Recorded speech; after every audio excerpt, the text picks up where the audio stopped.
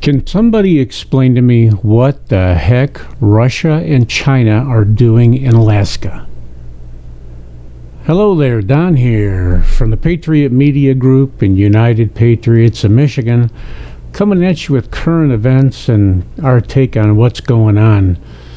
I don't know if you saw this today in the news, but apparently 4 Russian ships and 3 Chinese ships have been spotted off the coast of Alaska doing joint maneuvers.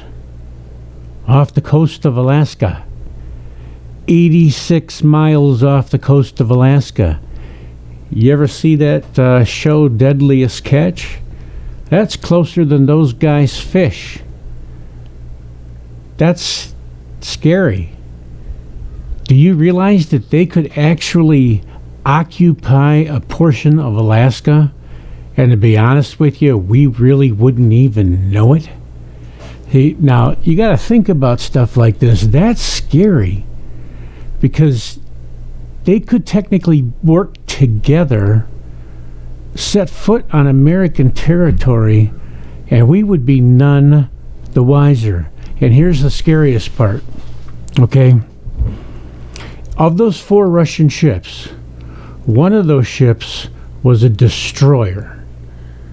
Okay, and of the 3 Chinese ships, one of those ships was a missile cruiser. Now, I don't know what the capabilities of a missile cruiser is of a Chinese ship. I've got a vague idea of what our missile cruisers are, what their capabilities are. And that capability would be carrying ICBMs. And that would mean that if a Chinese missile cruiser is in the Bering Sea in Alaska, and we've got Russian ships and Chinese ships doing joint military ventures in Alaska, they could figuratively drop some bombs on us from Alaska. Now, this is scary, man, because you got our 2 biggest enemies working together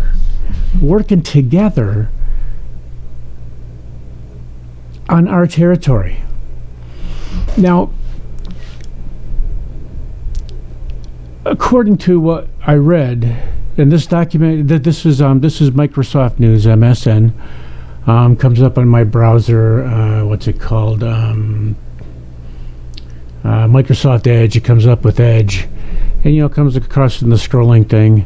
And I saw this, and I'm like, okay, that's scary as hell. Okay, they are close enough to drop missiles on us, and Russia has been threatening to drop missiles on us. And that brings up another point that I wanted to make, and that is that I don't know if you guys have been paying attention, but Russia has called up 300,000 troops and has initiated a draft. Now, this is Vladimir Putin at his finest. He has initiated a draft and called up 300,000 troops. Now, I don't know if these are reserve troops. I don't think they are, because when you do a draft, if you think back to United States and Vietnam, for those of you that are too young, when you turned 18, I'm old enough to remember I didn't actually have to go to Vietnam because I'm just young enough to where I missed the draft, but I still had to register. I didn't get drafted. I did get my draft card, but I was 4F because I was the only son on my side of the family.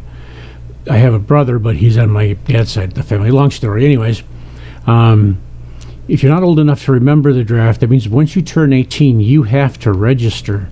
And that means that you can be called up at any time to go and serve against your will or against your wishes. You got to go whether or not they want you. Now, from what I hear, the Russians are not only protesting right now the draft, they're rioting. And not only are they rioting, the ones that aren't fighting the draft are fleeing the country. The parents are actually putting them on flights and trains and boats and whatever they can figure out, probably canoes, hell, I don't know, to get them the heck out of Dodge. so that they won't get called up into the draft and have to go fight in Ukraine. Now, this is from a strategic global standpoint, this is incredibly scary, mainly because Russia and China have apparently teamed up. Now, we know that they've been talking here in the last few months, and we know that Biden hasn't done a damn thing about it. And that's another scary point about this whole thing, is that Joe Biden hasn't said anything about it. Now, granted, it is today's news, but you would think that the White House would be on top of it. Now, I want to see in the next press briefing, I'm sure that Ducey from Fox will probably bring it up. I'll see if anybody else catches it and, puts her on the spot, the French lady, Jean-Pierre, whatever the heck her name is. See if anybody puts her on the spot and asks her what Biden's plan is to deal with this, because this is scary as shit. 7 ships off the coast of Alaska, 86 miles off of U.S. land. That's close enough to lob missiles anywhere they want, and they could easily occupy Alaska, easily take over Alaska. We don't have very many troops up there. We really don't have anything at all to do. I mean, there's nothing to defend Alaska up there. What the hell would we do if these guys decided that they just wanted to take Alaska over? Then all of a sudden we've got foreign troops on our soil, and now we've got to defend that. And Joe Biden, quite frankly, has no idea what the hell day it is, and his generals suck ass. What are we going to do? What would happen? Oh my God, start thinking about that, would you? Please. Tell me what you think in the comments below if you see this on Rumble or Facebook. If you catch it on Twitter or anything else, please leave us comments below. It helps us. Hit the like button.